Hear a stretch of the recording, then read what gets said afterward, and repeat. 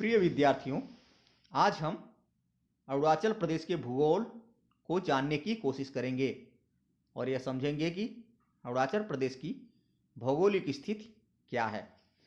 तो हम देखते हैं अरुणाचल का अधिकांश भाग जो है हिमालय से ढका है, लेकिन लोहित, चांगलांग और तिरपतकाई पहाड़ियों में स्थित हैं।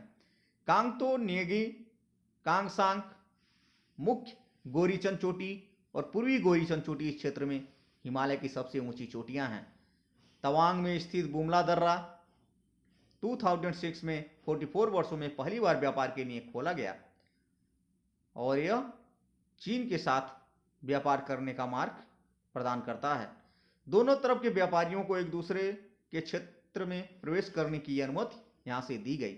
यहाँ के प्रमुख दर्रों में यांग याफ दर्रा, दीफू दर्रा, बंगसौ दर्रा भी शामिल हैं। हिमालय पर्वतमाला का पूर्वी विस्तार इसे चीन से अलग करता है।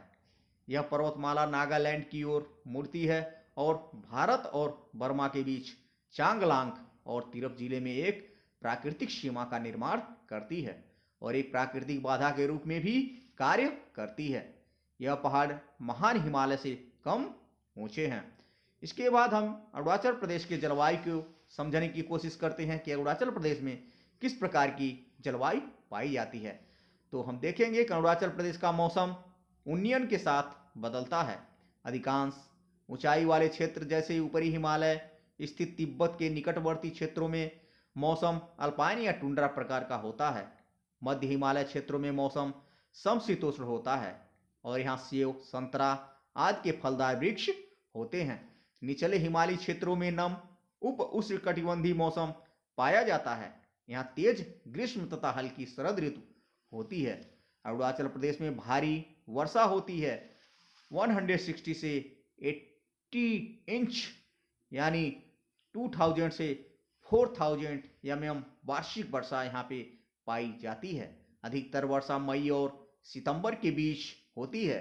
पहाड़ और इनकी ढलानें अल्पाइन, समशीतोष्ण और उपविषुवतीय वृक्षों के जंगलों से ढकी हैं। यहाँ बौना, राडोडेंड्रोन, ओक, चीड़, मैप्ले, फर और जूनिफर के वृक्षों के साथ साल और सागौन जैसे मुख्य आर्थिक प्रजाति के वृक्ष भी पाए जाते हैं। इसके बाद हम अरुणाचल प्रदेश की जनसांख्यिकी के विषय में देखेंगे कि यहाँ की जनसंख्या किस प्रकार की पाई जाती है। यहाँ की जनसंख्या में आदिवासियों का और अन्य समूह के लोगों का कितना कितना प्रतिशत पाया जाता है। तो सब देखेंगे कि जो यहाँ की जनसंख्या है 63% जनसंख्या अरुणाचलवासी हैं, जिसमें 19 प्रमुख जनजातियां और 85 अन्य जनजातियों से संबंध हैं। इनमें से अधिकांश या तो तिब्बती, बर्मी या ताई वर्मी मूल के हैं।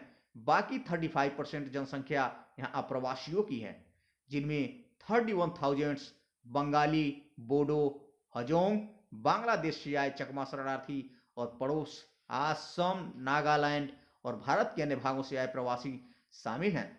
सबसे बड़ी जनजातियों में गालो, नीस, खमती, मोंगपा और औपातनी प्रमुख हैं। इसके बाद हम अरुणाचल प्रदेश के कृषि के विषय में देखते हैं कि अरुणाचल प्रदेश में जो कृषि की जाती है वहाँ पे किन फसलों की प्रधानता रहती है।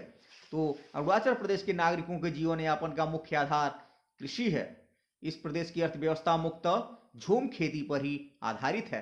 तो झूम को हम अपने क्लास में भी पढ़ चुके हैं कि झूम खेती किसे कहते हैं। झूम खेती यानी एक जगह पे वृक्ष या वहाँ के जो घास फूस है उनको साफ करके वहाँ पे खेती की जाती है। फिर जब उस भूमि की उर्वरा शक्ति समाप्त हो जाती है तो उस भूमि को छोड़ करके दूसरे स्थान पे घास फूस या पेड़ पौधे जो भी होते हैं काट करके वहाँ पे खेती की जाती है। तो इस तरह की खेती अरुणाचल प्रदेश में प्रचलित है। आजकल नकदी फसलें जैसे आलू और बागवानी की फसलें जैसे सेब, संतरे और अनानास आदि को प्रोत्साहन दिया जा रहा है। अरुणाचल प्रदेश के पहाड़ी लोग खेती की पारंपरिक विधि सियंग झूम का प्रयोग करते हैं।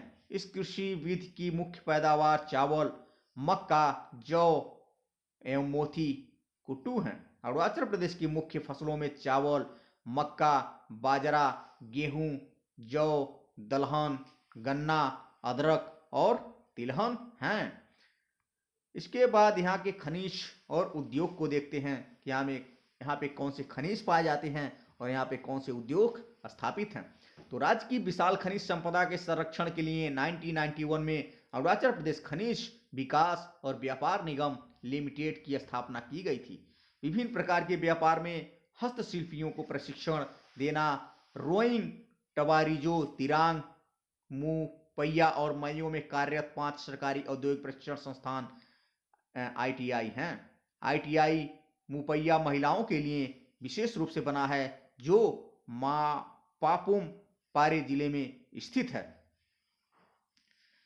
इसके बाद हम अरुणाचल प्रदेश में सिंचाई और बिजली को भी देखते हैं। तो अरुणाचल प्रदेश में 87,500 हेक्टेयर से अधिक भूमि जो है सिंचित है। राज्य की विद्युत क्षमता लगभग 30,735 मेगावाट है। राज्य के 3649 गांवों में लगभग 2600 गांवों को विद्युतीकरण किया जा चुका है। इसके बाद अरुणाचल प्रदेश की अर्थव्यवस्था देखते हैं। जो यहाँ की अर्थव्यवस्था है वह कैसे चलती है। तो सन 2004 में अरुणाचल प्रदेश का सकल घरेलू उत्पादन $706 मिलियन के लगभग था। अर्थव्यवस्था मुख्यतः कृषि प्रधान है। झूम खेती जो आदिवासी समूहों में पहले प्रचलित थी, अब कम लोग इस प्रकार की खेती करते हैं। यानी अब लोगों के अंदर जागरूकता बढ़ती जा रही है और झूम खेती का प्रचलन कम होता जा रहा है। अरुणाचल प्रदेश का लगभग 61,000 वर्ग किलोमीटर का भाग घने जंगलों से भरा है और वन उत्पाद राज्य की अर्थव्यवस्था का दूसरा महत्वपूर्ण भाग है। यहाँ फसलों में चावल, मक्का, बाजरा, गेहूं, दलहन, गन्ना, अदरक और तिलहन मुख्य हैं। अरुणाचल प्रदेश फलों के उत्पादन के लिए आदर्श है। पर्यावरण की दृष्टि से यहाँ के प्रमुख उद्योग आरा मिल और प्लाईवुड को कानूनन बंद कर दिया गया है। चावल मिल, फल परिरक्षण इकाइयाँ, हस्तशिल्प और हथकरघा आदि यहाँ के अन्य प्रमुख उद्योग हैं। यह तालिका अरुणाचल प्रदेश के राज्य सकल घरेलू उत्पाद का रुझान बाजार मूल्यों पर सांख्यिकी और कार्यक्रम कार्यान्वयन मंत्रालय के अनुसार पर आधारित है, जो लाख रुपयों में है। जो दिया गया है वर्ष राज्य का सकल घरेलू उत्पादन कितना था। यानी 1980 में जो राज्य का सकल घरेलू उत्पाद था 1070 था और 1985 में 2690 था। इसी तरह के अन्य आंकड़े भी दिए गए हैं। 2004 में अरुणाचल प्रदेश का राज्य सकल घरेलू उत्पाद $706 मिलियन के करीब था। राज्य की अर्थव्यवस्था कृषि आधारित है। झूम खेती जो आदिवासी समूहों के बीच पहले व्यापक रूप से प्रचलित थी, अब कम लोगों में प्रचलित है।